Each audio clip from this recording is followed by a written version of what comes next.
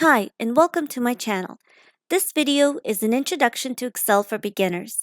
Let's get started. Excel is a tool you can use to store and organize data. When you open Excel, you can choose to open a blank workbook or select an existing template. For this tutorial, we will select a blank workbook.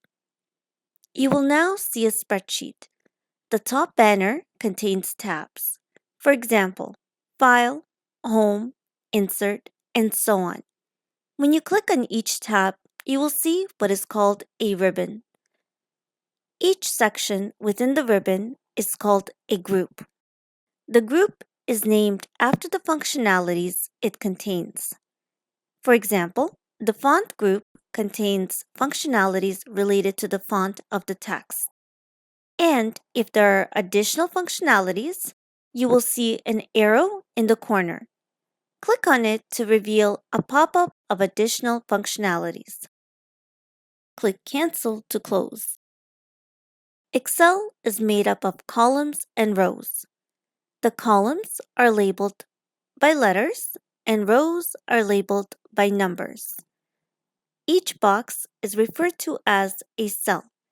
The name of the cell corresponds to its location on the grid.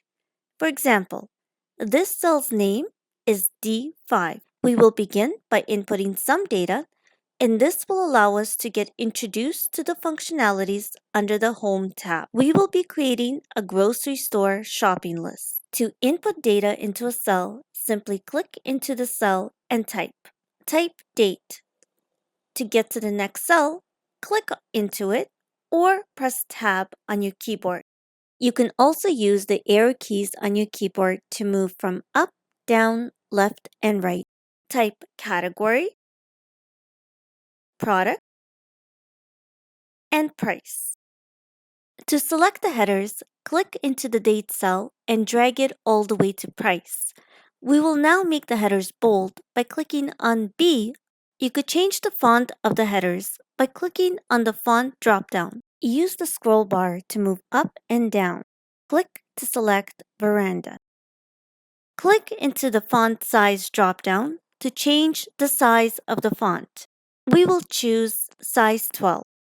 You will notice that category and product no longer fit in the cell. To change the size of the column, place your cursor in the line between columns B and C. Click and drag to size it, or double-click to expand. Click into the cell under Date and type your date. Press Enter. Excel will detect that you've added a date. You can update the date format by clicking under the Home tab and selecting Custom. You can choose between a short date or a long date, or click on More Number Formats to choose a different style. For this list, we will select the following style of date. Under Category, we will type Fruits and Vegetables. You will notice that the wording is longer than the space in the cell. To change the size of the column, place your cursor in between columns B and C. Double-click to expand. Click into the cell under Product, type Apples. Under Price, type 2.5. The values do not appear in currency format. To change that, click on the General dropdown and select Currency. You will now see $2.50. We will now move on to the next row. To copy the same date into the row below, click into the date cell, click on the copy icon, click into the cell under the date cell, and click on the paste icon. Another way to copy and paste is to use the right-click option. Click into the date, right-click to open the menu, left-click to select copy. Click into the below cell, right-click to select paste. We will type in the category and product fields. Tab to Price to type 1.75. The values are not updated to currency. as the formatting we've previously done was only captured in one cell. The Format Painter tool will allow you to copy the formatting from one cell to another. Click on the updated cell, click on Format Painter, and click into the cell to apply the formatting onto. Alternatively, to apply the formatting to the entire column, you can select the column by clicking on D and click on the drop-down in the Numbers group and reselect Currency. Now, when you input the values in column D, they will automatically display in currency format. We will go ahead and complete the grocery store shopping list. To create a drop-down that will automatically populate values in the category column, check out my other video. I will leave a link in the description box and in the right corner of this video. You can zoom in and out by using the bar at the bottom right corner.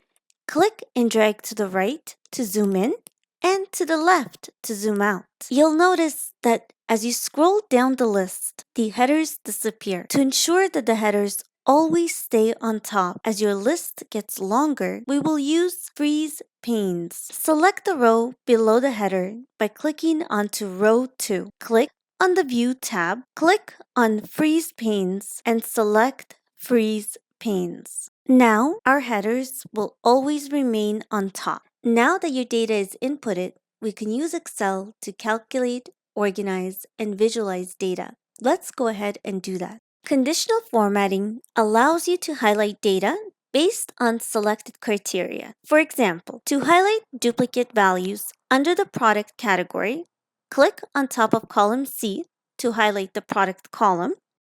Click on Conditional Formatting under the Home tab. Click on Highlight Cell Rules and click on Duplicate Values. Click OK. You will now see duplicate values highlighted. In this example, we see that apples, flour, and cola appears more than once. You can also use conditional formatting to highlight values that are greater than or less than a specified amount. For example, to highlight prices that are greater than $5, click on top of column D to select the price column, click on Conditional Formatting, click on Highlight Cell Rules, and click on Greater Than. Type 5.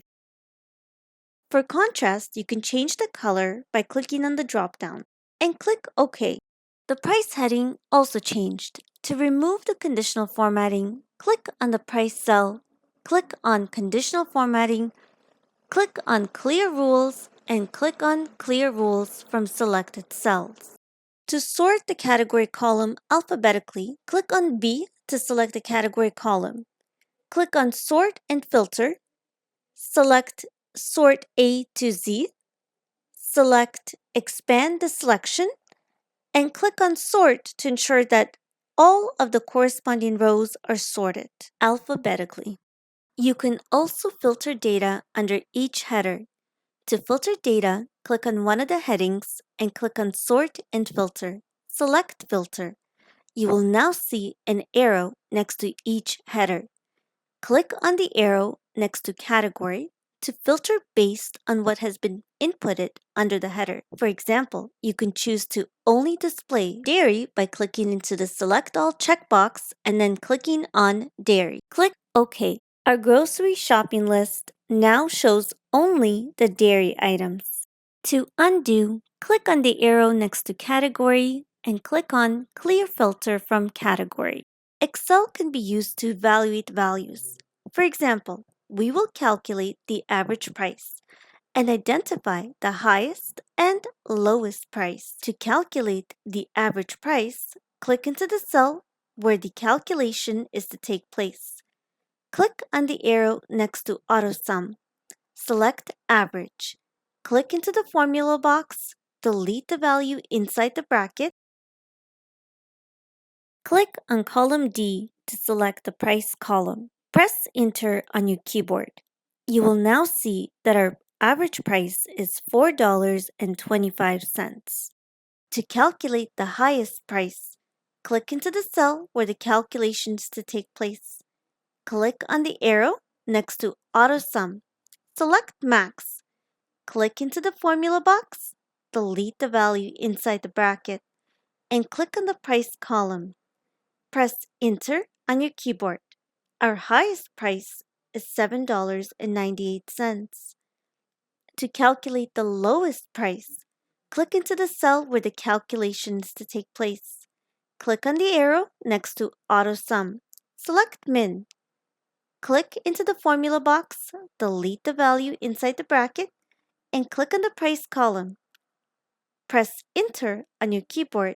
If you were to change the values under the price column, the calculation will reflect that. For example, we will change $2.50 to 50 cents, and the lowest price is now updated to 50 cents. The average price has also changed to $4.17.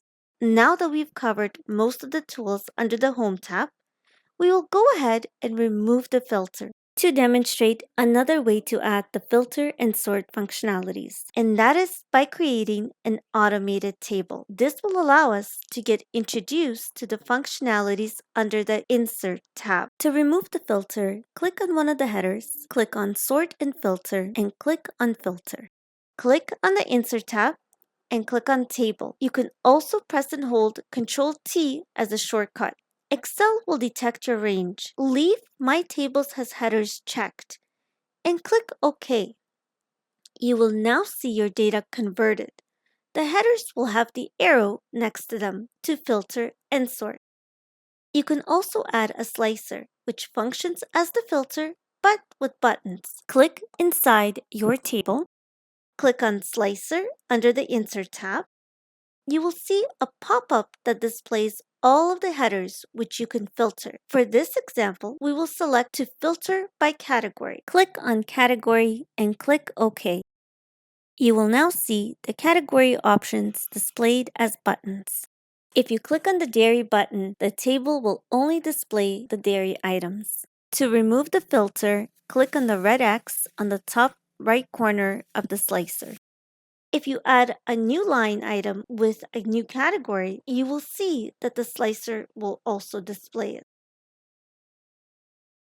When you already have aggregated values, as we have created for the price column, you can create a simple graph to visualize your data. Click and drag to highlight the average price to the lowest price. Click on the Insert tab. Click on Recommend Chart. Excel will display the chart style that it recommends based on the data you've selected. We will go ahead and select the pie chart. Click OK. Double-click on the title to add a title. Type price. And now we have a chart. Click on the X on the right corner to close. To remove the grid lines, click on the View tab and uncheck Grid Lines. Congratulations, you're all done. Be sure to save your work. Like, comment, and subscribe for more videos. Thank you for watching.